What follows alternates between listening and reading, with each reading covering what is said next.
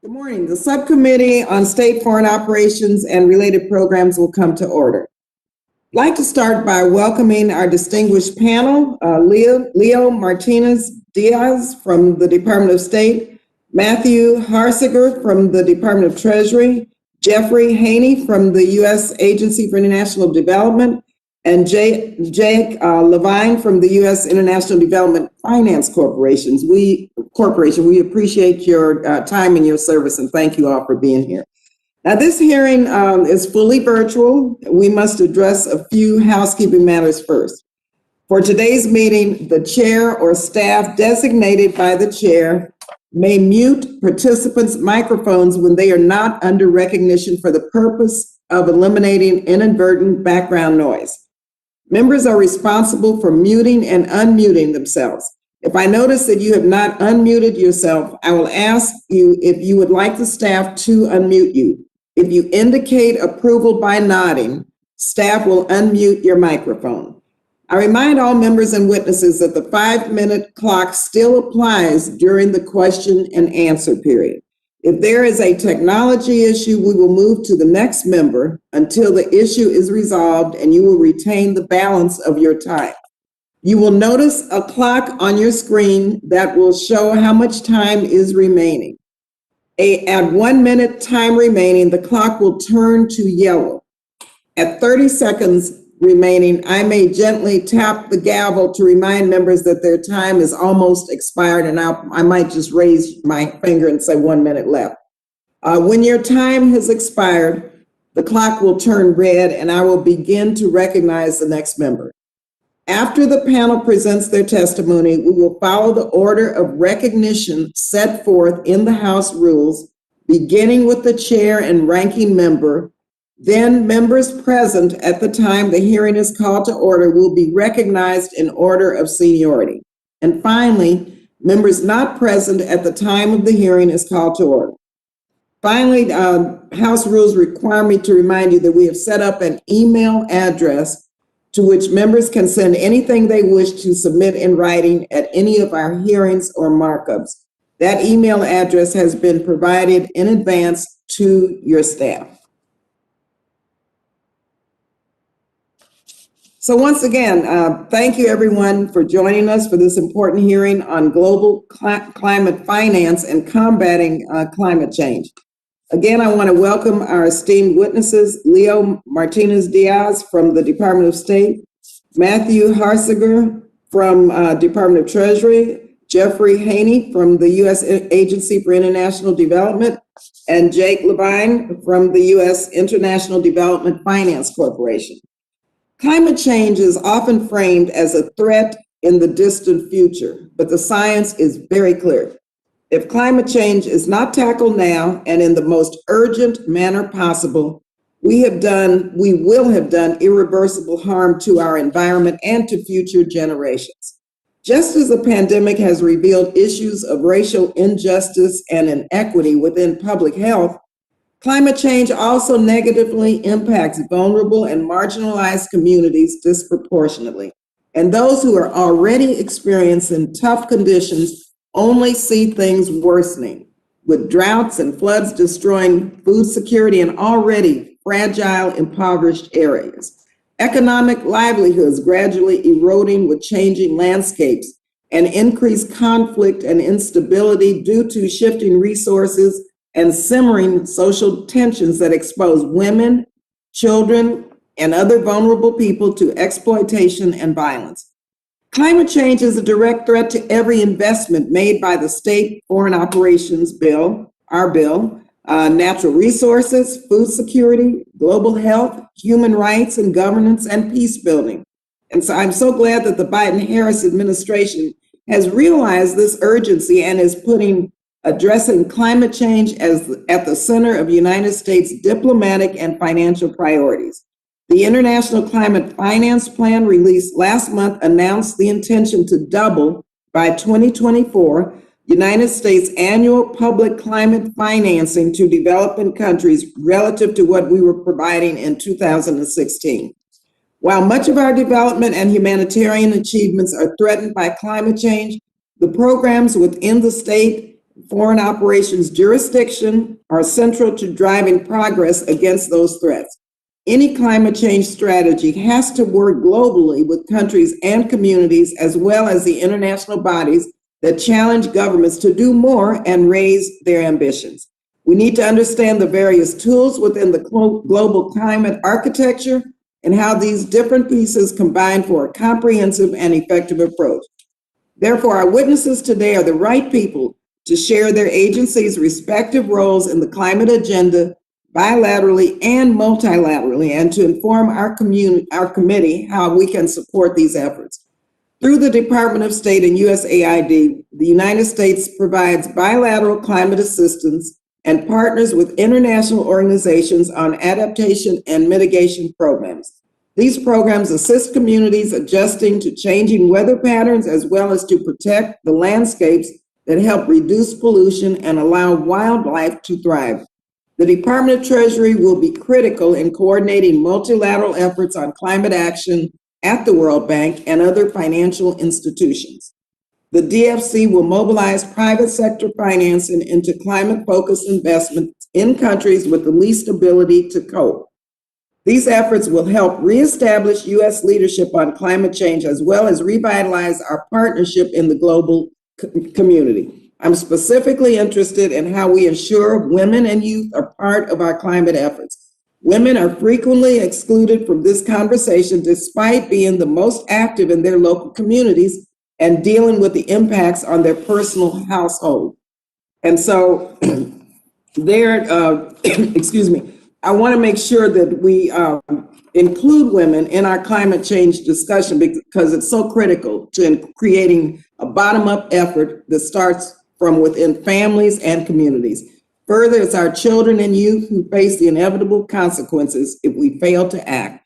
It's crucial that we educate our young people to understand the complexities of this issue and equip them with the knowledge and skills to carry this responsibility. So thank you all for being here and for your agency's leadership on these issues. And I'd like to turn now to my friend, our ranking member, Mr. Rogers, for his opening remarks. Thank you, Madam Chair. Today's hearing allows us to discuss whether President Biden's promise to put climate change at the center of American diplomacy, whether that's consistent with his promise to carry out a foreign policy for the middle class. I'm deeply concerned that, far from supporting the middle class, advancing a Green New Deal, both at home and abroad, will destroy more jobs in Kentucky and throughout the United States. Just a few short years ago, the Obama administration undertook a full-out assault on domestic energy and production and consumption. Perhaps nowhere in the country was the impact more harshly felt than in the heart of Appalachia, eastern Kentucky district. Sure. President Obama went on an aggressive and unabashed regulatory rampage, systematically hammering nails into the coffin of our domestic coal industry. In my district alone, we lost 13,000 mining jobs in what seemed like the blink of an eye. 13,000 just in my district. For every one of these jobs, 3 more downstream were wiped out as well. It was devastating and still is. While many in coal country struggled to find work and put food on the table, President Obama pledged $3 billion to implement policies in other countries that would only exacerbate their economic challenges at home. It may seem like a long time ago, Madam Chair, but we must not forget what the true costs are for these kinds of radical environmental policies. Now, President Biden has promised to make good on the commitments made by his former boss and far more. The president's aggressive climate policy goals including his return to the unattainable mandate of the Paris Agreement, make the far-left Obama-era policies look weak. The United States economy will suffer while China and other top polluters and competitors can do whatever they like under this deeply flawed agreement. American workers stand to lose the most, and it could not come at worse times as families struggle to hang on from the unprecedented economic hardships caused by the pandemic. Internationally, the president has said he will put climate change at the centerpiece of U.S. foreign and development policy. This is demonstrated in the fiscal 22 budget request that features $2.5 billion for these purposes, including $1.25 billion for the Green Climate Fund. At a time when countless crises around the globe present immediate threats to our own security and that of our allies, this funding proposal is misguided and irresponsible at best. It would also serve us well to remember this comes at a time when foreign aid is under great scrutiny from the American public.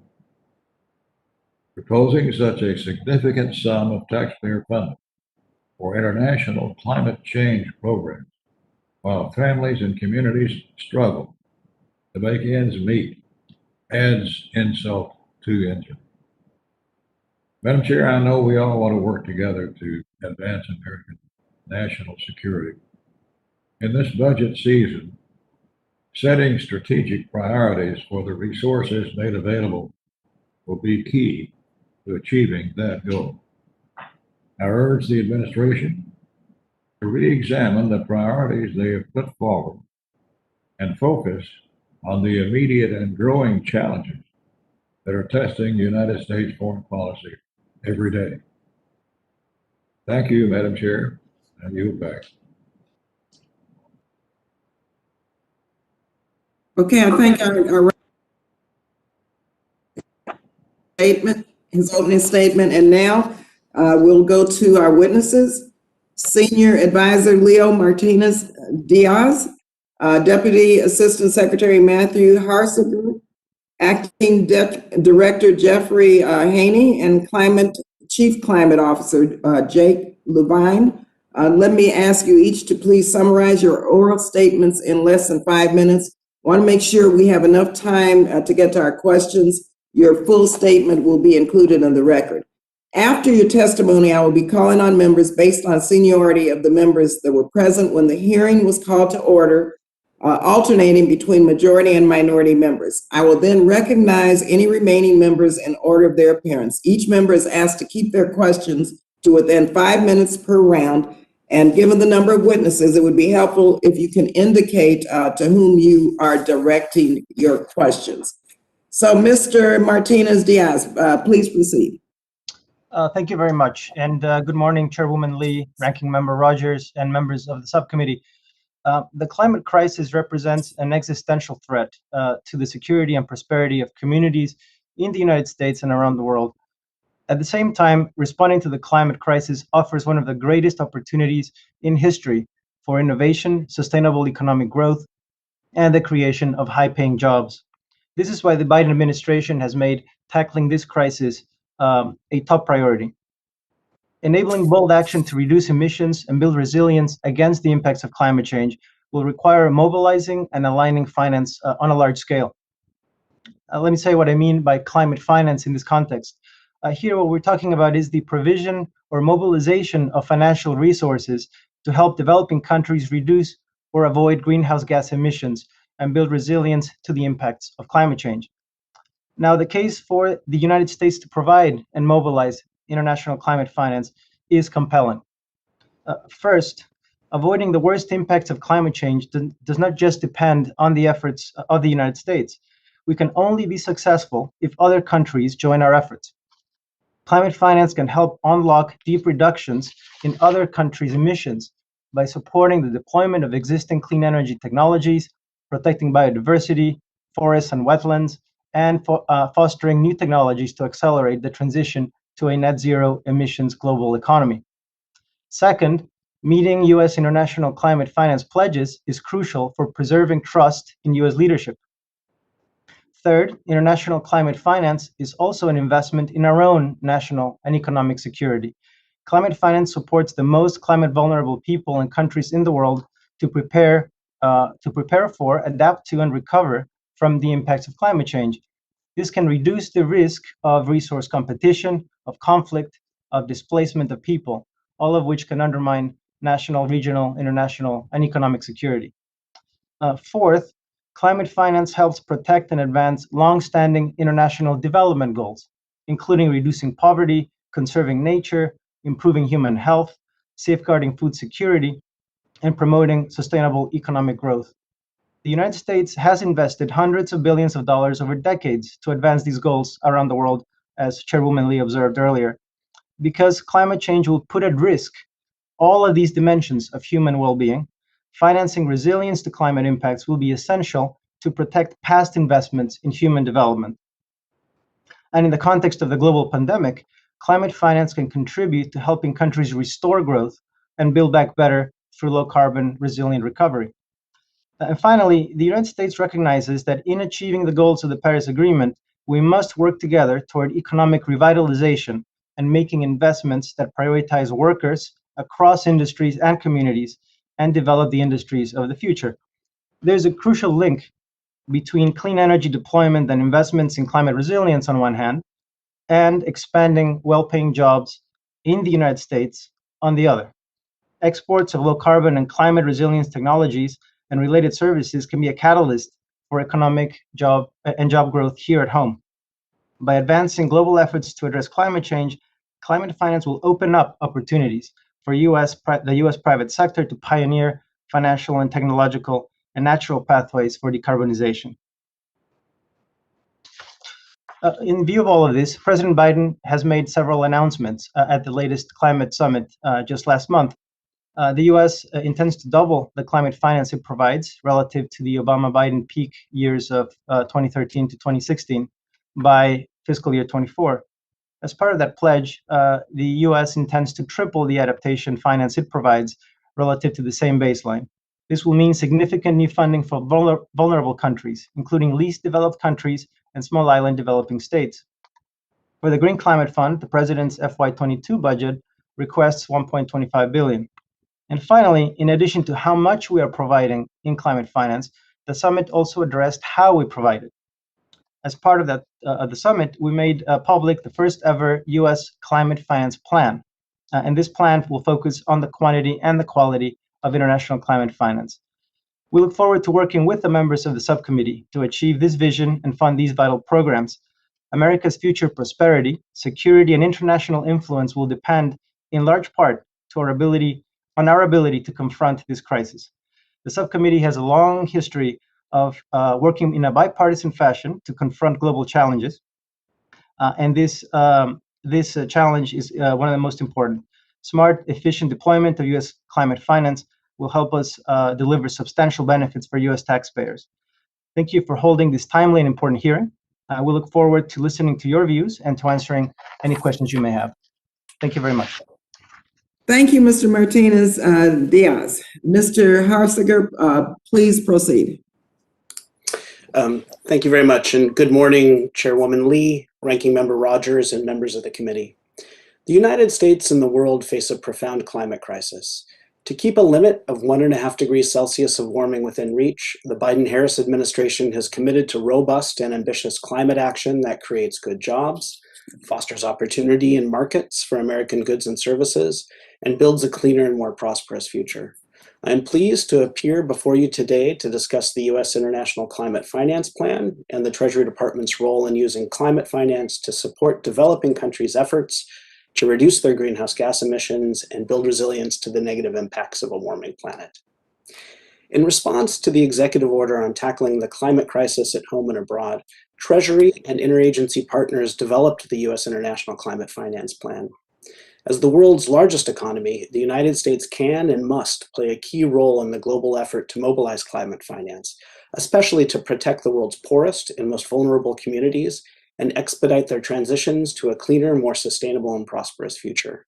For such countries, smart and ambitious climate action is necessary to protect livelihoods and enable sustainable economic growth. This plan provides the US government with a strategic vision and covers 5 areas. First, scaling up climate finance and enhancing its impact. Second, mobilizing private sector finance. Third, taking steps to end international official financing for carbon-intensive fossil fuel-based energy. Fourth, making capital flows consistent with low emissions climate resilient pathways. And fifth, defining, measuring, and reporting on international climate finance. Treasury is focusing the full range of its tools and expertise to increase the US government's international climate finance ambition. Our leadership role in the multilateral development banks, or MDBs, and climate funds enables us to operate effectively to deliver action across the 5 pillars of the plan. We are also working with partners to facilitate increased flows of private climate-aligned finance, which is of key importance to the plan and vital for large-scale transformative climate action. And let me discuss briefly in more detail the key avenues through which Treasury is currently working. In 2019, the MDBs, in which the US is a member, committed $36.6 billion in climate finance and mobilized an additional $43.7 billion, including $22.5 billion from private sources. Treasury staff are engaging with partners to urge that the MDBs implement ambitious climate finance targets and policies, and to support additional private sector financing for quality infrastructure development that incorporates economic, social, and governance standards. For example, the MDBs are assisting countries in improving their nationally determined contributions towards combating climate change, financing energy installations and transmission, and providing risk insurance products to the private sector to support investments in developing markets. Regarding the multilateral climate funds, I am acting as the US representative on the boards of the Green Climate Fund, the Climate Investment Funds, and the Global Environment Facility, which channel resources to the MDBs and other entities to help developing countries reduce their greenhouse gas emissions, build resilience to climate change, and overcome environmental challenges. And each of these funds has its own comparative advantage. The Green Climate Fund is linked to the Paris Agreement and works to foster climate-resilient development and zero-emission investment across a variety of sectors, including transport, water, energy, and land use. The GCF also provides grants or equity loans and technical assistance to mobilize public and private finance at scale. The Climate Investment Funds, or CIFs, help to scale transformational climate finance programs working through the MDBs. The Clean Technology Fund, which is one of the CIFs, is launching a new program to help high-emitting developing countries transition away from coal-based economies and energy production, a goal of strategic value to US global climate efforts. And the Global Environment Facility supports actions in developing and transitional countries to address global environmental challenges in 5 areas: biodiversity, chemicals and waste, climate change, land degradation, and international waters.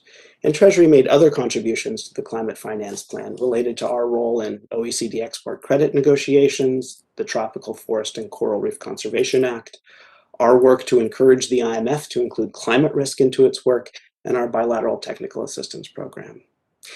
And also in response to the significant and growing demand from the private sector for climate-aligned investments, Treasury is also supporting efforts to improve the information available to financial institutions and investors as they make decisions about where and how to invest.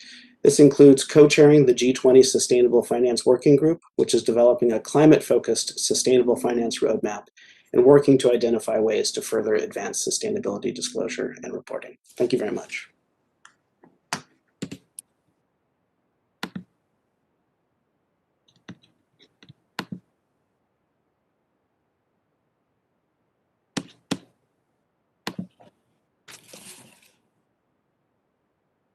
Chairwoman Lee, Ranking Member Rogers, distinguished members of the subcommittee, thank you for the opportunity to testify about the important role the U.S. Agency for International Development plays in mobilizing climate finance and addressing the climate crisis. The United States is leading by example. President Biden recently announced a bold commitment to reduce U.S. greenhouse gas emissions. However, approximately 85% of global emissions come from outside of our borders, and about 2/3 of global emissions come from the developing countries. To avert climate catastrophe, we must work closely with partner countries to support their efforts to dramatically reduce emissions. This will require large-scale investments to transform economies and reshape energy, food, and transportation systems. But even our most ambitious emissions reduction efforts will not change the stark reality that the impacts of climate change are already happening. The climate crisis is sowing instability and threatening to undo the progress we've made and the taxpayer dollars we've invested in global development, prosperity, and security. In the developing world, about 2.5 billion people, more than 1/3 of the world's population, depend on climate-sensitive activities like agriculture and fisheries for their livelihoods. From flooding to droughts and famine, the most vulnerable groups are being hit the hardest. What will these people do, and where will they go if climate change dries up their livelihoods and opportunities? Globally, we can only achieve our climate objectives if we mobilize funding from all sources, public and private, global and local, and guide those investments to the most effective solutions and to the most vulnerable communities. But climate change is not just an existential threat. It's a major strategic opportunity for the U.S. A global green economy offers a massive investment opportunity for U.S. businesses, new markets for American science and technology, and new jobs in cutting-edge sectors. In the countries where USAID works, there are significant barriers to investment and achieving the promise of a green recovery. Weak governance, lack of regulations, low government capacity to access international climate finance opportunities, and meet investment requirements. USAID works on the ground with partner countries, local communities, and the local and international private sector to overcome these barriers, mobilize investment, and drive transformative change. Let me give you a few examples of how USAID works to mobilize climate finance. USAID supported the government of Colombia's first ever renewable energy auction that attracted $2 billion in expected private investment for new large-scale renewable energy plants, including $255 million of U.S. investment. Since 2017, USAID has mobilized over $13 billion for renewable energy projects through auction support. In Vietnam, USAID's Payment for Forest Environmental Services program has helped generate approximately $720 million in domestic revenue to support the protection of roughly 6 million hectares of national forest. That's approximately 42% of Vietnam's total forest cover. In climate vulnerable Pacific Island countries, USAID's technical assistance helped build institutional capacity to secure $10.4 million in climate change-related grants from the Green Climate Fund and is supporting another $200 million in the pipeline. USAID's resilience and disaster risk reduction programs provide an enormous return on investment by reducing the cost of climate shocks and stresses on communities. USAID's climate change investments in the developing world have direct impact here at home. We face a huge challenge, but we have never backed down from leading the world on solutions to tough challenges. We can succeed if we work now to address the risks. If we ignore them, we are willingly increasing our own risk and missing huge opportunities. As we look to build back our economy and recapture our position from China as a leader in global manufacturing and clean energy, USAID is helping to open the world's most rapidly expanding markets for those goods and services. As we work to better address core drivers of migration, USAID is working across the globe to mitigate key climate-induced stresses driving people from their communities. And as we continue to recover from a record-breaking year of extreme weather events here in the US and severe droughts in some parts of the country, we note that climate change knows no borders. Failure to act globally means dire impacts locally. USAID is using all of the tools at our disposal in partnership with the interagency to accelerate the scale and impact of our climate change adaptation and mitigation efforts to meet the urgency of this great challenge. Thank you to the subcommittee and Congress for your support of USAID's programs, and I look forward to your questions. Okay. Thank you very much, Mr. Haney. Now our final witness will be Mr. Levine. Thank you, Madam Chairwoman, Ranking Member Rogers, members of the committee. I appreciate the opportunity to testify today and discuss with you the role of the U.S. International Development Finance Corporation, the DFC, in carrying out the Biden administration's climate finance agenda. Climate change is not only an urgent crisis, but it also represents a once-in-a-generation chance to build anew and to build better. The United States' vision for climate action is driven by the extraordinary opportunity it represents for global economic revitalization and equity, for job creation, healthier communities, and racial justice.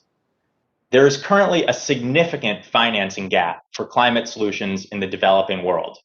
DFC has the power to help close this gap by deploying its financial tools to catalyze private sector investment in a clean energy transition that will create more just outcomes and position American companies and values at the forefront of the greatest economic opportunity of our time.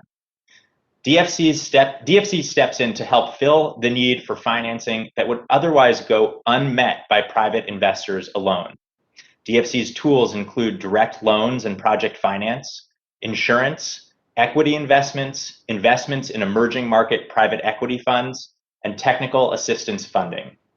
DFC has built a portfolio that lays a foundation for our ambitious climate finance goals, with more than $5 billion of investments already deployed in renewable energy, and a growing portfolio of food security and agriculture projects. One illustrative example is the 100 megawatt Kipeto wind power project in Kenya's Rift Valley, which is scheduled to be fully operational this July. It is the second largest wind power project in Kenya, with the capacity to supply power to approximately 250,000 households. We are positioned to do much more, and we have made several new commitments. DFC will expand its support for climate-linked projects so they account for at least 33% of new investments beginning in fiscal year 23. And DFC's portfolio will be net zero for climate emissions by the year 2040. We will update our roadmap for impact to prioritize climate-focused investments, including projects in the power sector, e-mobility and electric vehicles, mass transit, trade, industrial processes, and other sectors. In line with administration policy, we will also triple our investments in critical adaptation and resilience projects that help communities cope with the burden of drought, flooding, food scarcity, and other ongoing climate impacts. As DFC's first ever Chief Climate Officer, I look forward to the opportunity to lead DFC's efforts to deliver on our climate commitments and integrate a climate focus throughout all of DFC's lines of operations. I will work with our climate experts to ensure that DFC is reporting on our progress transparently and through credible methodologies. I will also coordinate with interagency colleagues to ensure that DFC's investment tools support a whole of government effort to meet the magnitude of the climate crisis. DFC specializes in supporting commercially viable projects in low and lower middle income countries that meet our investment criteria. The efforts of our sister agencies are key to helping DFC succeed, to identify potential projects, to foster an environment that supports clean energy investment, and to advance research into state-of-the-art and breakthrough innovation that holds the promise of cheap and scalable zero emissions technology. Though the opportunities and potential for climate finance are great, we recognize that there remain instances in developing economies where zero emissions power technology cannot alone meet the energy needs of the very poor and the very disconnected. For that reason, we recognize the need to support the most highly strategic and developmentally impactful projects within the confines of our net zero commitment and only where clean energy alternatives are not feasible. We believe in the power of climate finance to lift people out of poverty, to provide pathways into good jobs, and to create healthy communities. Our focus on climate at its core is about providing those that aspire to join the growing global middle class with the dignity that they deserve, the dignity that comes with clean air, reliable sources of food and water, and access to electricity. I look forward to sharing more with the committee about DFC's efforts to advance this agenda, and I look forward to addressing your questions. Thank you. Okay, thank you very much, Mr. Levine. I will start out by asking a couple questions. I think the first question will be directed to Mr. Haney. Both here in the United States and in countries overseas, it's the most vulnerable and marginalized communities that experience the worst effects of environmental degradation and have the least capacity to cope with environmental shocks such as floods or droughts. As I mentioned in my opening statement, women need to be at the center of these climate strategies to make them effective. How is the Office of Global Women's Issues at the State Department going to be involved? I have a bill that would create a point person, such as a senior coordinator for women and global climate change, and mandate a strategy to ensure that these voices don't slip through the cracks. And so I'd like to find out if something like this is being considered. I'll ask my second question also, and then you can respond. And this is to Mr. Harsiger. One of the most anticipated portions, of course, of the president's budget is the $1.2 billion for the Green Climate Fund. So I'd just like for you to briefly catch us up on what has happened with this fund over the past 4 years. And to Mr. Levine, how, of course, the existential threat of climate change to small islands is well known. While Pacific Island countries are often the focus, countries in the Caribbean also are facing very severe impacts, but these nations are often overlooked. So how will these finance initiatives include small island states and especially in the Caribbean? So Mr. Haney, would you like to start and respond? Yes, well, thank you. Thank you so much for that question. And as Administrator Power highlighted those very points at the recent G7 meeting, she said, what's true around the world is true at home. The burden of climate change has fallen disproportionately on the backs of the least privileged, low-income communities, Black, Brown, Indigenous communities, women, and children. And USAID is strongly committed, working across the entire Bureau to strengthen the resilience of vulnerable communities, and we look forward to working with Congress to meet the goals of tripling adaptation financing by 2025. I think what's important to note is that women aren't just victims. They are an essential part of the solution to the climate crisis. And that is why USAID has launched a number of targeted programs empowering women to be leaders in driving climate action. These include programs like our Gender and Utilities program, which is supporting 21 countries, supporting women in 21 countries to break into a traditionally male-dominated energy sector. And by the way, not only does this support the women, it's helped to improve the performance of these utilities. Our partnership with NASA under the SEVERE program works to empower women in geospatial and earth sciences and to get actionable climate data to women and girls. And as you noted, we need gender plans and climate action plans. And through our work in the DR, Peru, and Zambia, we've helped to do exactly that, to develop climate change gender action plans as part of their national adaptation plans. So we completely agree that we need a very focused effort. As we develop our climate change strategy, we will be looking across the agency to determine how we continue to expand these efforts. Thank you. Thank you very much. Mr. Harsiger. Thank you, Chairwoman Lee. So for the Green Climate Fund, it has, over the past 4 years, really been focused on improving its capacity to deliver quality projects. And I think, this effort has been focused in two ways. I mean, first of all, they've been, and we as part of the governance of the institution have been focused on ensuring that it has a complete policy framework, that it has a set of policies on things like accountability and transparency that are world-class, and are the things that the U.S. demands from multilateral institutions it participates in. And the second is improving its mechanisms to efficiently deliver projects. And in terms of how it's done on that, I think since it started doing projects in 2015, they've really been able to ramp up delivery. To date, the GCF has approved a total of 173 projects worth over $30 billion, with a bit over $8 billion of its own resources, attracting about $22 billion from other sources. And these projects have been spread throughout the globe. Getting to, connecting to your question to my colleague from USAID, the GCF in its projects is really focused on delivering assistance and financing to the most vulnerable. So it has done 104 projects for small island developing states and least developing countries, the countries who are certainly most at risk from climate change. Then just to note, in terms of the finances of the GCF, when we contributed $1 million in the Obama administration, that went to sort of the first financial period of the GCF.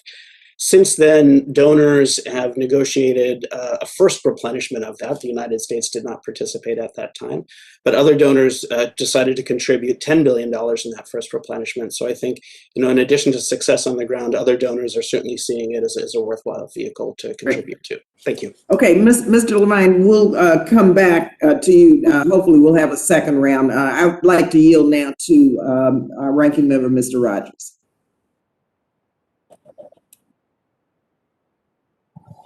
Thank you, Madam Chair.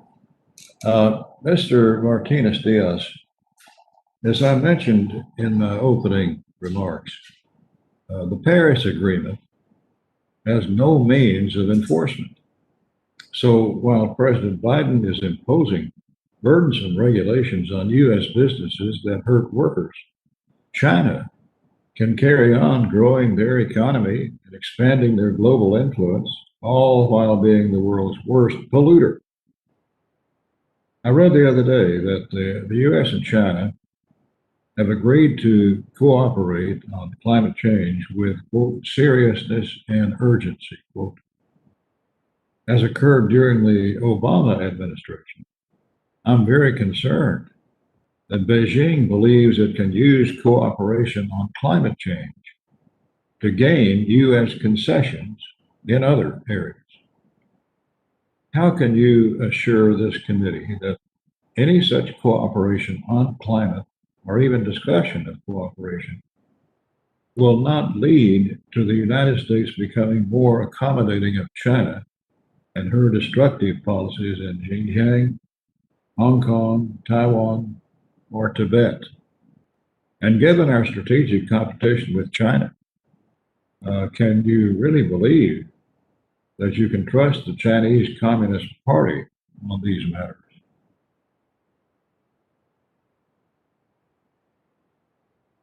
May I go ahead, Chairwoman? Mr. Martinez-Diaz?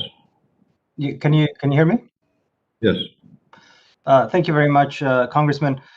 As Secretary Kerry recently testified in Congress, and the President has made it clear, the administration realizes that we can't solve the climate challenge without China. At the same time, we have obviously strong conflicts with China on a whole variety of issues, including those that you just mentioned. However, the administration's policy is to figure out where we can work with them in a targeted and constructive manner, while at the same time keeping the pressure and managing our conflicts on those other areas. Secretary Kerry has been clear there is no linkage. That is to say, we will not be using trade concessions or concessions in any other issue areas in order to advance our interests on the climate question. We're dealing with the Chinese very much on the climate question alone in a separate track, and that is what Secretary Kerry has been engaged in. This, of course, is going to be very important in order to continue to have this complex relationship with China. But what's clear is we cannot solve the climate challenge if we stop talking to the Chinese. Now, we certainly do not take everything they say at their word. There's significant caution and trust but verify approaches to everything that we're dealing with China on. At the same time, we're working with other countries that do have significant influence with China as well. We're talking to many of our European partners, to Japan, to India, to Australia, in order to ensure that there is pressure from a broad multilateral setting on China. And we're also talking to developing countries, many of whom China cares deeply about. They want to be influential. They want to have global supply chains and global commerce. But many of the countries to whom they sell and with whom they want to have diplomatic relations realize that China is the major emitter now, the major polluter, and there is increasing pressure on China to start behaving responsibly as the largest economy, second largest economy, and the largest emitter. And so we're working with a whole variety of countries to ensure that that pressure begins to really bite and to ensure that China begins to move in the right direction. There are some early indications that they're willing to do that. They have now said they will be carbon neutral by 2060. That's a new announcement. We don't think it's enough, and we will continue to put pressure to improve their commitments. And so I can assure you that we're very, very focused, but we are dealing with this as a separate track. Madam Chair, I'll wait for a second round.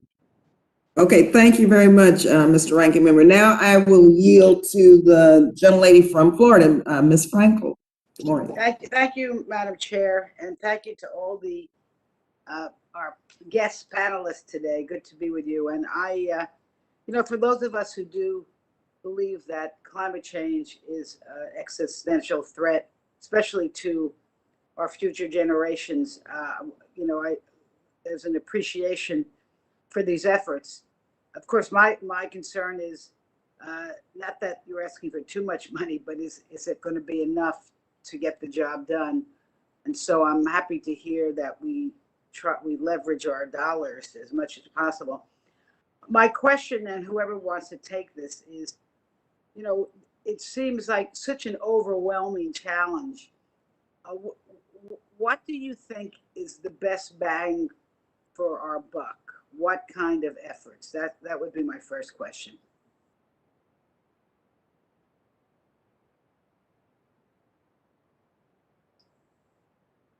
Does anyone want to add? Mr. Hani, do you want to start with that? Sure. Well, as you noted, I think as we look at public sector funds, our best bang for our buck is mobilizing private resources. And we have a good template that we have seen from the clean energy sector. Of a decade ago, all clean energy and renewable energy projects were supported essentially at a pilot scale. Now we have seen commercial scale deployment across the world with renewable energy as the least cost option. The resources that have been mobilized far exceed anything we can provide on the public sector side. I think we need to look across the spectrum at our natural climate solutions investments and our adaptation investments, and look how we can similarly attract private investment into these spaces. Is there an overall strategic plan that you're following, or is it just what looks good? I mean, how are you making the decisions as who to fund, and really what kind of projects do you think are the best bang for the buck? If I could add a couple of thoughts on this one.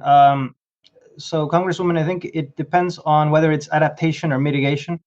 On adaptation, we find that some of the best investments are those that help communities understand the climate risk they're facing and to manage it. Oftentimes, it's not simply about building the proverbial seawall or improving agricultural practices. It's rather, how do we make sure that those communities understand the risk, are able to manage it through improved information, improved data, and are able to then make decisions, including with their own money, about how to become more resilient. On the mitigation space, I think a lot depends on whether, which country we're talking about, what is the local condition. But in some places, it's all about deploying the existing technologies, right? In some places, it's really, we have the solutions. It's wind, it's solar, it's better grids. And it's just about how do we make sure that those are deployed. In other places where that may not be possible or it's already in place, it's how do we help unlock new technologies that can help reduce emissions. Anyone want to add to that? I'd be happy to add to that, Congresswoman Frankel. Thank you for the question. The DFC, as you know, really specializes in partnering with the private sector and with crowding in additional sources of finance that are much greater in magnitude and in scope than what we can provide as a matter of public financing alone. And so, we are hard at work. You asked about sort of what the coordinating strategy is. There is an interagency process now underway to develop an international climate finance strategy and implementing plan, which is being led by the White House and is something to which we are all actively contributing. And it's a plan that is really punctuated by some of the key learnings that we have had in our early experience at DFC in terms of using innovative tools, debt financing, concessional financing, first loss capital, to think about how we can really make what would otherwise seem to be riskier transactions attractive to the private sector, so that we're de-risking using tools like insurance, strategic debt deployment, and working in partnership with private sector investors, institutional investors, pension funds to create sort of blended finance platforms that really work to mobilize a massive amounts of capital to direct at these real challenges. Thank you very much. I yield back, Madam Chair. Thank you very much. Now I would like to yield to Mr. Fortenberry. Thank you very much, Madam Chair. I'm going to ask my question, give a little bit of comment, and then come back to the question because it's broad, but I think it's important. The central question here is how does what we currently fund work together in collaboration for environmental security outcomes, well-being, and stability around the world? How do we collaborate with specific metrics so that we can understand those outcomes? That's the central question. So if I pull back now, is my little commentary, if I pull back and look at this, we have State Department does diplomacy, USAID does development, Treasury has responsibility for a variety of multilateral funds addressing the issues of environmental security, including the Global Environment Facility, which is not a well understood entity, but a very impactful around the world, which we've funded significantly for many years and appropriately so. It's got a bad name. I wish we could rebrand it so it would be better understood, but nonetheless, that's a place where we've planted a flag, and I think that's important. And then now you have the new emerging entity of the DFC to try to, Development Finance Corporation, to try to fill some gaps to make some initial capitalization available so that the private sector can actually function through mitigated risk of use of public dollars. How does what we are doing work together collaboratively on the metrics of environmental security outcomes? What I'm hearing is a lot of parallel tracks that may be oriented toward the same goals, but have quite a bit of overlap.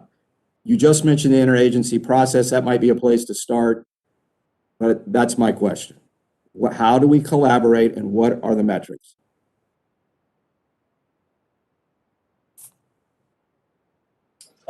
Maybe just if I may, Congressman, jump in from the Treasury perspective. First of all, I mean, I do think we have, as my colleague from DFC mentioned, a very robust interagency process to collaborate between us to figure out how to make our institutions work in complementary ways towards the same goals. And there is the climate finance plan, which we're here to discuss, was an effort to put all that down on paper, and now we're moving towards implementing that, bringing together all the tools that we have. The multilateral tools that the Treasury has oversight over, I think, are an important component of this. The tools that we have, the multilateral development banks, the Green Climate Fund, the Global Environment Facility, which you mentioned, as well as the climate investment funds, each have their own value adds and things they do a little bit differently. And so we think across the multilateral space, we have different tools that can do different things. And our goal is very much focused on ensuring that what they're doing is complementary and not duplicative, and towards results that we can measure and demonstrate that we are getting value for U.S. taxpayer money.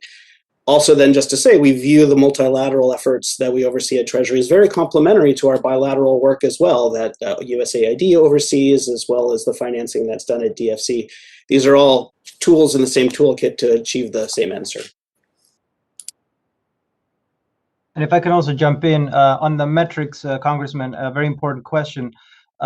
What's happening in many institutions, including the multilateral banks, the Green Climate Fund, USAID, is that we've gotten a lot better at computing so-called co-benefits. That is to say, when there is a project that has a strong climate resilience focus, for example, there's an effort then to measure, well, to what extent is that project also contributing to food security?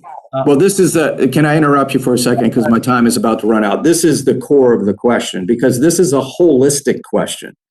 And if I could divert quickly to Mr. Levine, the DFC representative, because he mentioned agriculture, the regenerative capacity and the possibilities of stabilization for community, as well as new technologies emerging, not only to feed people, but to be an active player in environmental conservation, as it lends itself as well to carbon capture and the other things that we're looking to do, is absolutely critical here. He mentioned a growing portfolio of agricultural projects. I may have to come back to this, and I'm sorry to interrupt you, but if you could list those right quick of what you're intending to do and where you're looking at, that would be helpful.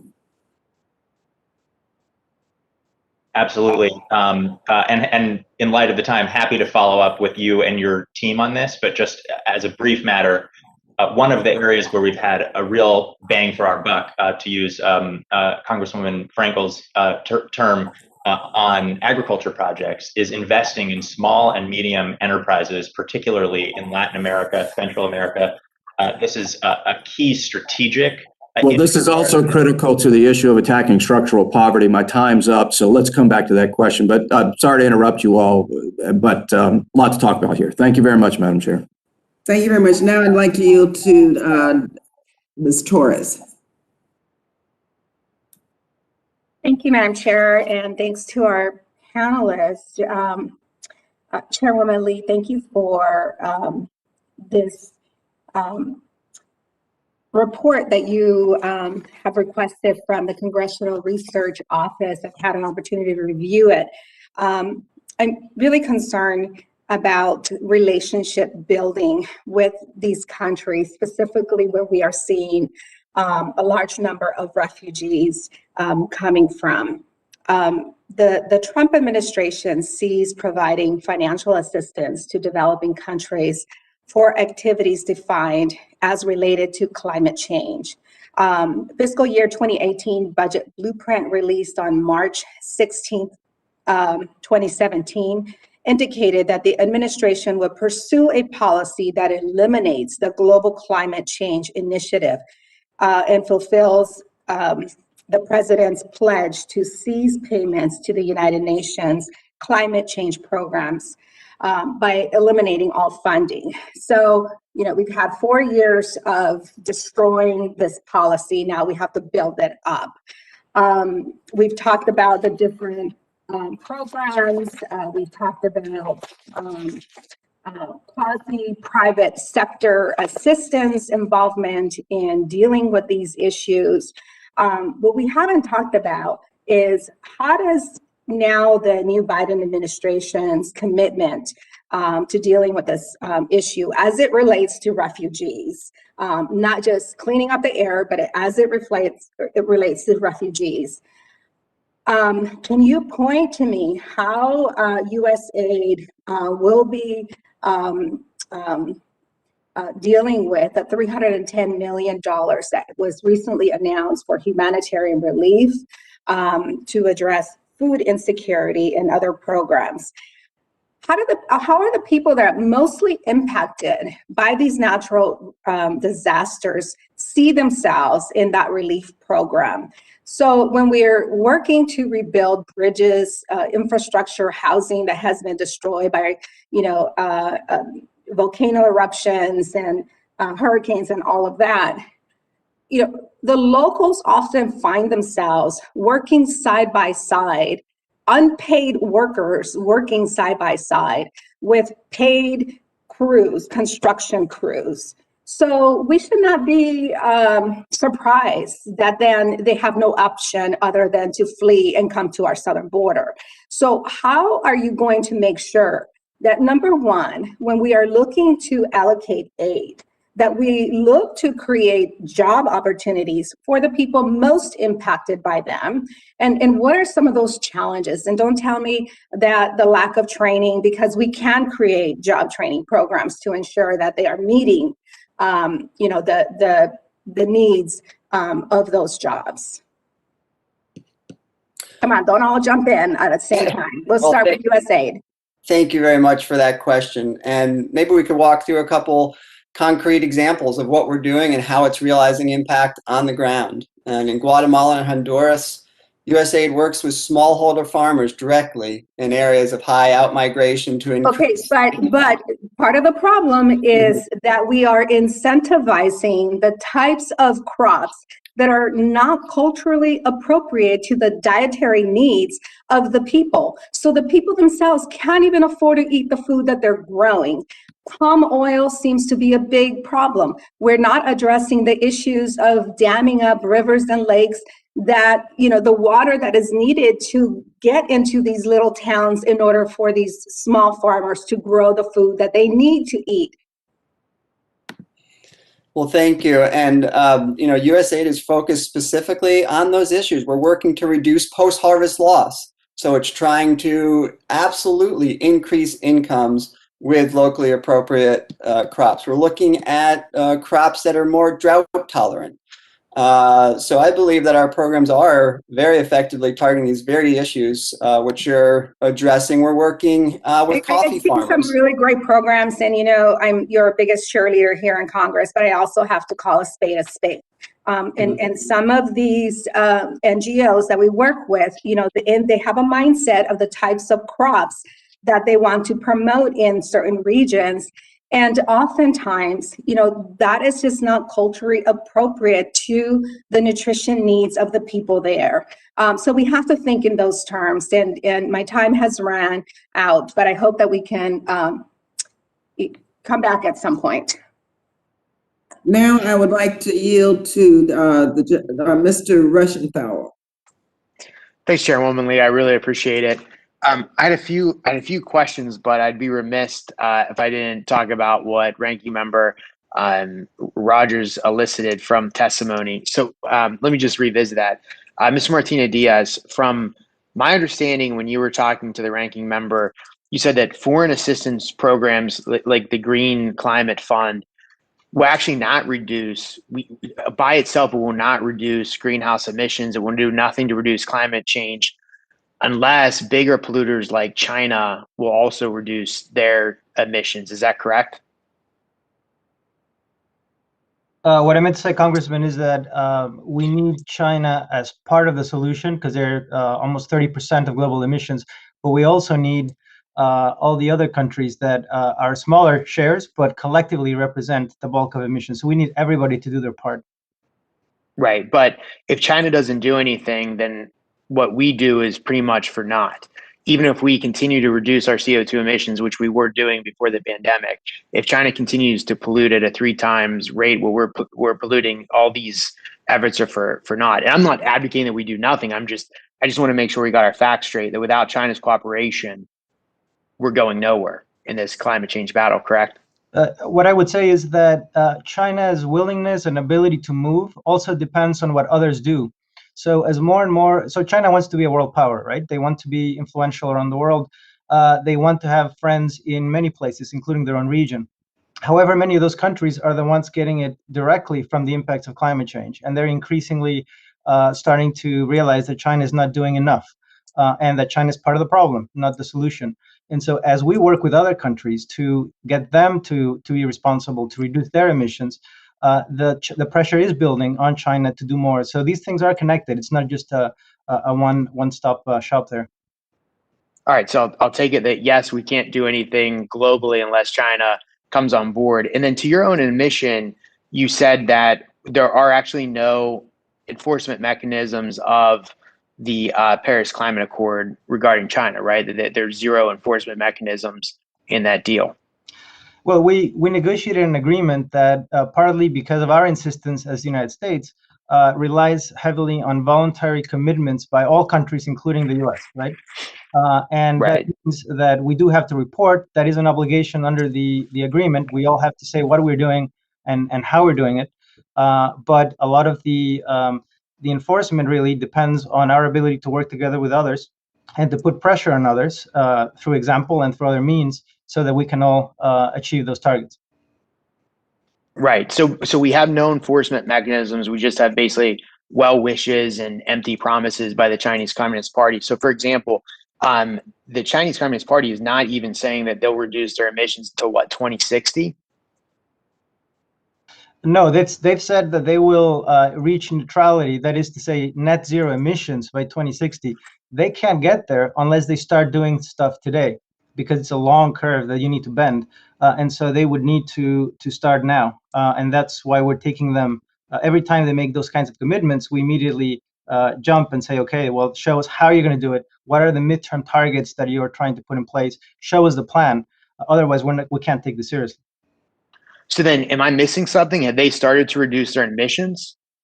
Because you sound very optimistic. I mean, how much have they reduced in the last 5 years? All I'm saying is that in order to get to their own commitment of 2016 net zero, they need to start now. So we're asking them, please show us what is your plan, and we keep asking questions about how they're going to do it. At the same time, we're pushing them hard not to just stop at 2016 net zero. We would like them to do it a lot earlier. In the US, we've announced a target of net zero by 2050. So we would like China to be at least at that level. But you're aware that they're greatly increasing their CO2 emissions, right? I mean, you realize that what you're saying is a fantasy, that they're not only are they not reducing their CO2 emissions, that while they're giving you these pie in the sky dreams, they're actually increasing their CO2 emissions. Like, you know that, right? Well, the key is they continue to grow in terms of emissions, but they're beginning to put in place a set of policies that will help bend the curve over time. For example, they've announced a major cap and trade system, which is now being put in place in China, right? Slowly. It's a big it's oil tanker. You can't turn that around overnight. But we so just to get this straight, Beijing is promising to reduce their emissions. At the same time, they're increasing their emissions, but they're telling the Biden administration that they are going to make their best efforts to reduce and go to zero by 2060. And the Biden administration is buying that nonsense. It seems to me that Beijing is playing Biden like an absolute fiddle here. And the fact that you are telling me with a straight face that you believe this, I don't know if it's laughable. I don't know if it goes to your competence, but any rational person listening to this is not believing what you're saying. Look, Congressman, we don't take what China tells us at face value on any issue. Right? We always have a very clear process for verifying.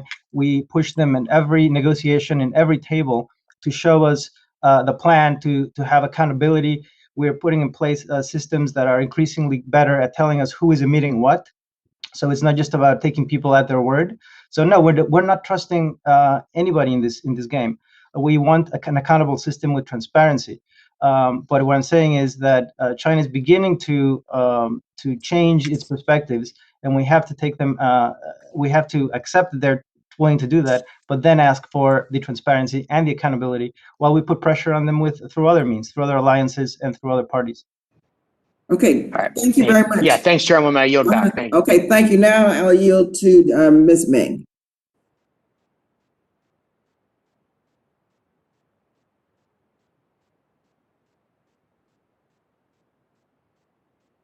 Sorry. Can you unmute? Okay.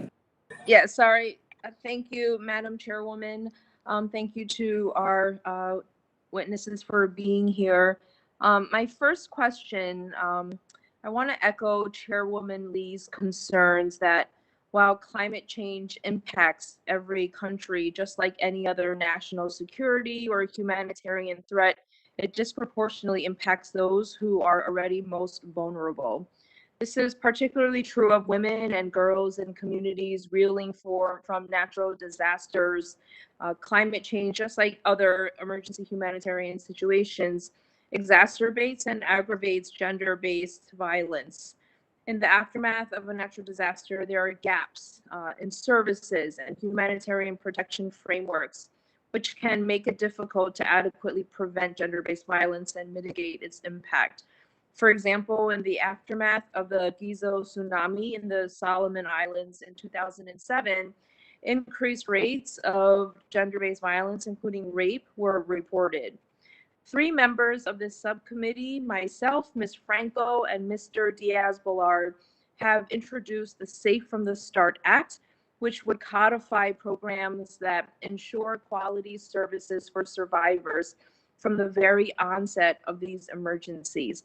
Wanted to ask how our state and USAID's climate change policies, considering the unique protection needs for women and girls in the aftermath of natural disasters, and to what extent are your offices working with other bureaus or agencies to address the aftermath of natural disasters, including gender-based violence?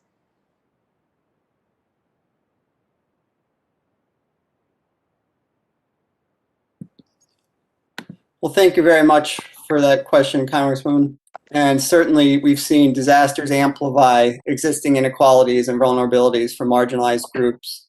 that due to extreme poverty, living in climate vulnerable regions, and dependence on natural resources for livelihoods.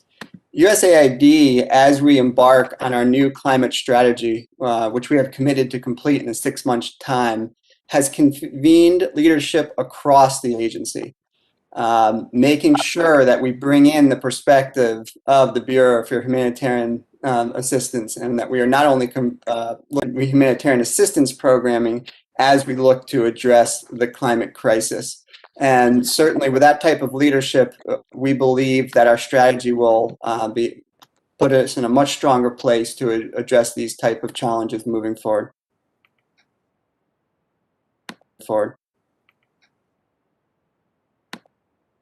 Thank you. Would love to continue working with all of you on that. My second question, I know I'm pressed for time. It's about climate-related water scarcity.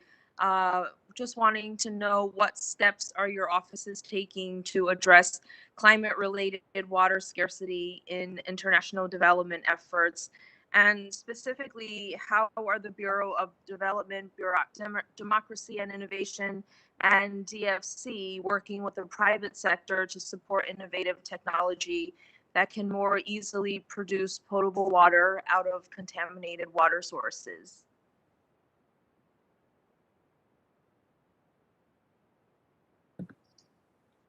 Allow me to jump in, Congresswoman Meng, thank you for this question. And first, let me just say that while in the case of sort of post-disaster relief, DFC typically comes in later, we do recognize that those are the moments where gender-based violence is of greatest concern, and we are also working with the tools that we have available to us to learn how we can be a meaningful contributor to relief in those scenarios. So for example, we're in the early stages of establishing a technical assistance facility to help our clients and partners address broader gender-based issues, including gender-based violence. As it comes to the issue of water scarcity, we are working actively with the private sector, in particular with small and medium enterprises that provide services around adaptation and resilience measures broadly, but also with a specific focus on water scarcity and drought resilience. This is an area where we have committed to generally tripling our investments, and we really look forward to working with you and your team to refine our approach. Great, thank you. I yield back. Okay, thank you. Now, I'd like to yield to the gentleman from New York, Mr. Espaillat. Thank you so much for your patience. Thank you, Madam Chair. My question goes to Mr. Martinez-Diaz or Hasselgager. On March 1st, myself and 40 other of my colleagues wrote to the administration urging for a $4 billion fiscal year 22 commitment to the Green Climate Fund, the world's premier mitigation and adaptation climate financing institution. This will pay off our $2 billion debt from 2014 and begin a new round of payments, which our global allies began in 2019. President Biden's fiscal year 22 summary budget request includes a $1.2 billion ask for the Green Climate Fund. And while a significant step forward, I believe it fails to meet the challenge of this day. In 2019, our global partners doubled their initial pledges, meaning if we fall in line with them, we will need to pledge an additional $6 billion by 2023. The $1.2 billion layout by the administration doesn't even cover our existing debt, let alone set us on a path to be in line with our global partners. So the question is, does the administration plan to make a new pledge to the Green Climate Fund of $6 billion? And what is the administration's plan to make up the rest of our outstanding debt? Mr. Martinez or Mr.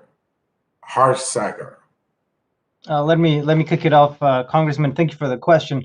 The GCF, as you mentioned, is a really important part of the climate finance architecture. It's not the only part, but it's obviously a very important one. And so what we wanted to do was to provide a very important down payment on the $2 billion that is outstanding from the Obama administration. At the same time, to make sure that we had enough left over for significant increases in other parts of the system. So overall, the administration is asking for $2.5 billion overall for different parts of the climate finance landscape here. And then, of course, there's the President Biden's commitment to double overall and by 2024 and to triple the adaptation component. If we are able to get from Congress what the administration has requested on climate finance, we will be very well on the way to doubling by 2024. And so we'll look forward to working with you closely to make sure we can get that. On GCF, we're not on path with our global partners. They seem to be doing better than us, and so certainly some are, sir. I think Germany and the UK, for example, have been very good. Given the size of their economy, they have been more ambitious. There's no question, and we need to get there, and we would like to get there. It just we realize that we can't go from. Recall that during the Trump years, the climate finance collapsed by 50%. So we're digging up from a significant hole, and we want to make sure we can ramp up quickly. We're just concerned about our ability to do that from one year to the next, because if we are unable to do that, then we will look, our credibility could be in question. So we want to make sure that we have a strong, ambitious, but achievable level of finance. And so we're hoping that the $1.25 billion will put us on that step. We'll be able to pay off our full debt by 23 if we are able to secure these funds. And then we'll be in a very good place to then make a significant pledge in the future, as you alluded to. My last question is, I know I'm running out of time, Madam Chair. When do you think the U.S. will reach a point where 50% of the climate finance it provides will be for adaptation? I mean, when do you think we'll be there, any of you? If I can start that, I think the crucial question is how do we improve the balance right now between mitigation and adaptation? I think overall, we're not spending enough on everything, as you pointed out. We probably are not spending nearly enough on adaptation in particular. The needs are urgent. The communities are suffering now. That's why the president committed to tripling adaptation finance by 24, even as we double, right? So you can already see that we're doubling overall, but we're tripling adaptation, meaning we're starting to shift the balance already. I can't give you a precise date by which we would hit that 50% mark, or whether even it makes sense to have such a kind of mathematical approach to this. What is clear to the administration is we need to do much more on adaptation, and we're beginning to do that through that tripling pledge. Thank you, Madam Chair. Thank you very much. Okay, members and witnesses, we're going to go to our second round, but we're going to ask everyone to keep your time to 3 minutes. There were many subcommittee hearings taking place now, so we'll do another round with 3 minutes apiece. I'd like to continue with Mr. Levine with regard to the Caribbean and finance initiatives. You know, while these islands face real challenges, they also have tremendous opportunities. And how can we help these islands' economies use their biodiversity and renewable energy resources to their advantage? And how is our assistance supporting these island countries in their efforts to overcome these challenges? And what kind of a focus do we have in terms of the Caribbean, in terms of our overall engagement on climate? Thank you, Chairwoman. Just a few thoughts there. As a starting matter, 30% of DFC's portfolio is presently at work in Latin America and the Caribbean. We are intent on increasing the portion that is going to the Caribbean specifically. And that's in large part because, as you know, the Caribbean is particularly vulnerable to the impacts of climate change, both in terms of sea level rise, hurricane and storm intensity. So we feel it's ripe for further investment, especially on this question of climate adaptation and resilience projects. One of the ways that we are working to source more opportunities is by engaging with stakeholders on the ground. Just in the last couple of months, we held a stakeholder town hall in Port-au-Prince. And we've also recently invested in a number of loan portfolio guarantee funds that focus on deploying funds to small and medium enterprises, really shoring up financial markets for clean energy and adaptation and resilience, because we know that that's a key piece of growing the overall work that we're doing.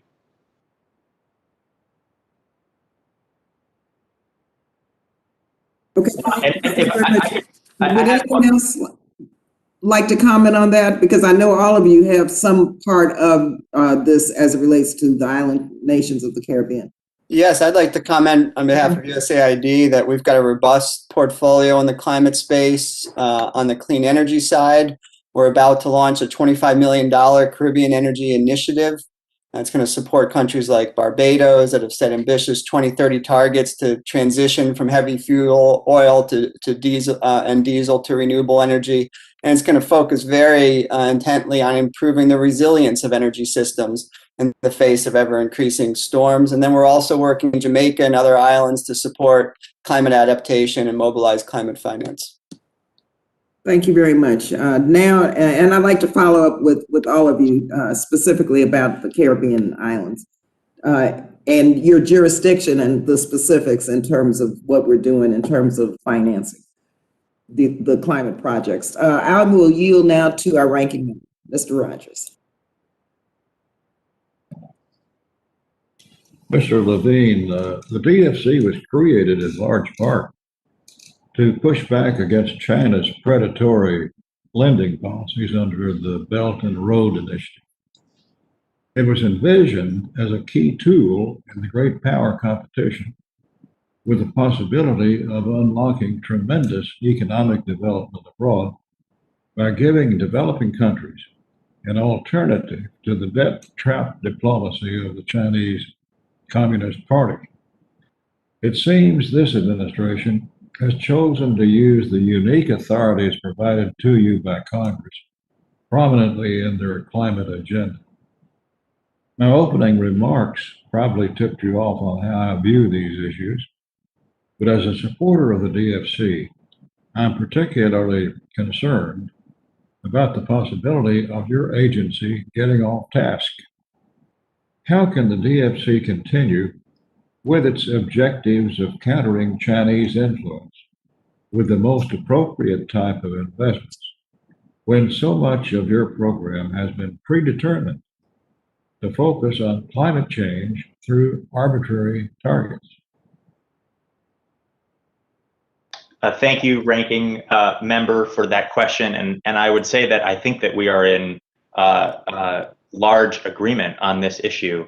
As you know, the US and China take different approaches in terms of development, and China has spent hundreds of billions of dollars on infrastructure projects around the world using coercive techniques to drive spending and debt traps, particularly in strategic regions that we would like to be in as well. But we take a different approach. We partner with the private sector. We do not employ exploitative labor practices, and we catalyze additional investment using the free market to crowd in private finance. And I would offer that clean energy provides a unique opportunity to accomplish this mission.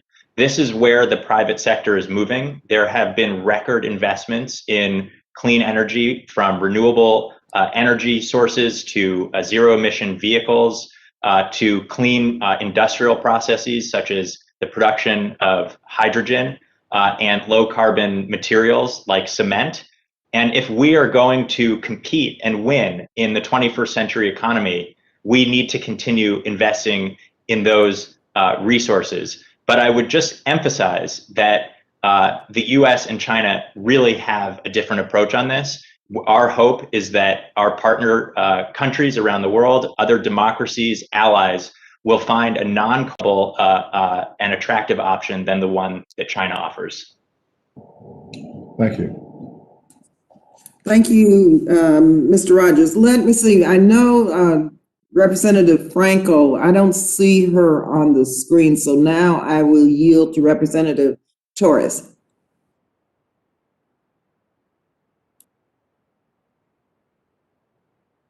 Thank you, Madam Chair.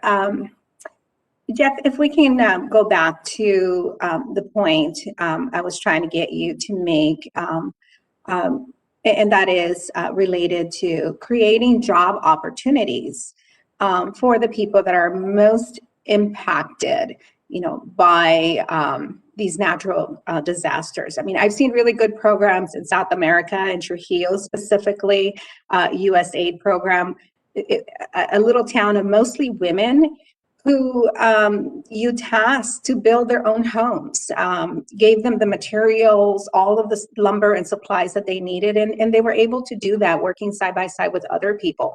So how can we duplicate programs like that, where the locals are seeing a future for themselves integrated in these jobs that are being created? Well, it's an absolutely essential component of success on our climate agenda. And I can provide another example in Colombia, where USAID supported the government to establish their own domestic carbon markets. What we've seen since that was established is $20 million of revenue flowing to indigenous and Afro-Colombian communities, so that they are, in fact, as you note, realizing the upside of protecting forests rather than destroying it. So I think these are exactly the type of models that we need to explore globally to make sure that the benefits are accruing to those most vulnerable.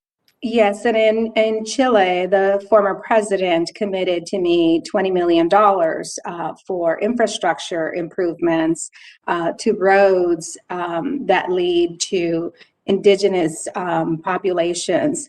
I don't know if that project was ever completed. We haven't not been able to travel to the region. So I've seen some really good projects and partnerships with other countries, but I don't see that coming out of the Northern Triangle. And I hope that, we have very limited time, but that we can follow up to ensure that the language that I'm working on for our appropriations bill that requires local hires, that requires job training programs, as we help to rebuild in these areas, that continues to be at the very top of our agenda. Well, thank you so much for your leadership on these issues, and USAID looks forward to working with you. Thank you. I yield back. Thank you. I will yield now to Mr. Fortenberry. Thank you again, Madam Chair. This is a great, important discussion. I want to build on some of the comments that Ranking Member Rogers has made. Listen, China is on the march. They have a hybrid capitalistic, communistic system that directly subsidizes industry. They have lax labor standards, lax environmental standards. And so, for instance, in Beijing, it takes 5 years off your life if you live there because the air is so polluted. A group of business people recently said to us, these are American businesses looking to invest in Central America. They found that labor and environmental costs add 60% to their bottom line. This is in Central America versus going to China. China pushes these externality costs onto the world, onto us, and then we're expected to clean it up. So while we are doing the righteous, noble thing here, an appropriate thing, nonetheless, this issue of holding China accountable, why don't we hold China accountable to international environmental standards in all trade agreements and other agreements? And then I'll give you a very specific example of the unfairness of this all. As I mentioned earlier, I'm a big proponent of the Global Environment Facility. I think they do tremendous work across a spectrum of environmental issues. We fund them significantly, and properly so. China has a seat at their governing table. China basically contributes nothing to it, but lives off, again, our effort.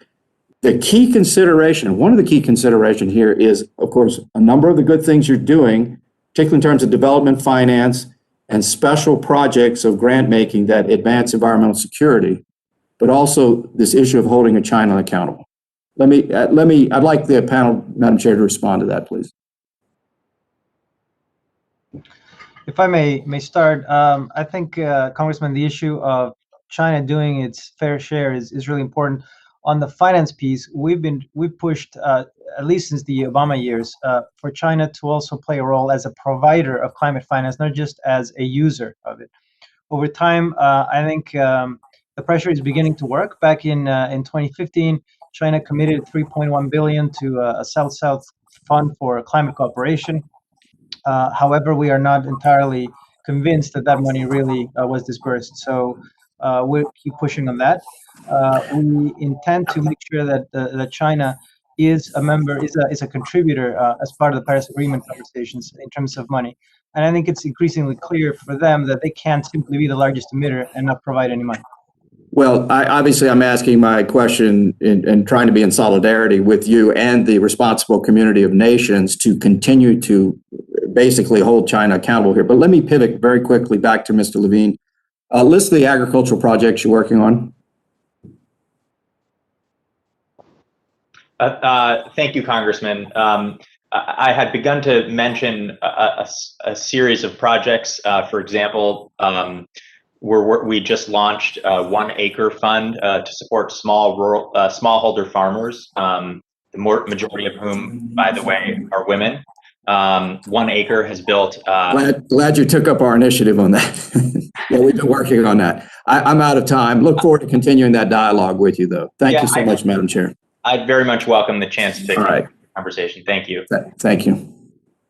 Thank you very much for being with us today. I want to thank you all for your time and your testimony. This was a very enlightening and important hearing. We all have a great responsibility ahead of us to not just act quickly, but to act wisely in order that U.S. diplomacy and financing effectively address the climate crisis. Finally, if members have questions that they would like to submit for the record, please submit them to the subcommittee within the next 7 days. And I'm sure to all our witnesses that members will definitely follow up with you with additional questions and hopefully additional interaction with you. And so this concludes today's hearing. And I want to once again thank you very much. The State and Foreign Operations and Related Programs hearing stands adjourned. Thank you all again.